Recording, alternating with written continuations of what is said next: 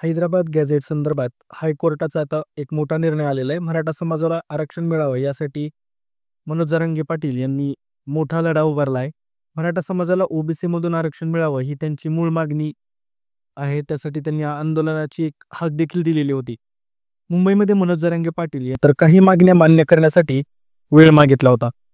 यातील सर्वात मोठी मागणी ती म्हणजे राज्यात मराठा आरक्षणाच्या पार्श्वभूमीवर हैदराबाद गॅझेट लागू करावं. सरकारने जरांगे पाटील यांची ही मागणी मान्य केली आणि त्यानंतर या GRला मुंबई हायकोर्टात आव्हान देण्यात आलं आणि या आव्हानानंतर या निर्णयाविरोधात याचिका देखील दाखल करण्यात आली होती. त्यामुळे आता या GRचं काय होणार याकडे सर्वांचं लक्ष लागलं होतं.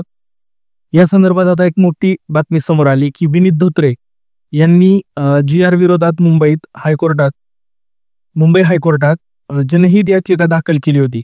मात्र सुनावणी वेळी हायकोर्टाकडून या याचिकेवर सवाल उपस्थित करण्यात आले होते.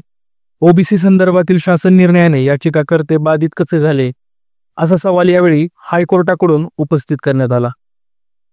दरम्यान त्यानंतर ही जनहित याचिका ग्राह्य धरण्याजोगी नाही असं म्हणत न्यायालयाने ही याचिका फेटाळून लावली. हा मराठा समाजासाठी मोठा दिलासा मानला जातोय. दरम्यान मराठा आरक्षणासंदर्भातील शासन निर्णयाविरोधात विनीत धोत्रे यांनी दाखल केलेली ही याचिका मुंबई हायकोर्टाने फेटाळली. सदर याचिका जनहित याचिकेच्या कक्षेत बसत नसल्याचं निरीक्षण न्यायालयानं नोंदवलं आहे.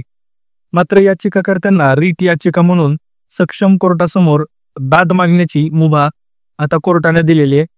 या सुनावणीकडे आता या रीट याचिका दाखल होण्याची जेव्हा शक्यता लागली आहे त्यामुळे या सुनावणीकडे आता संपूर्ण राज्याचं लक्ष लागलेलं होतं.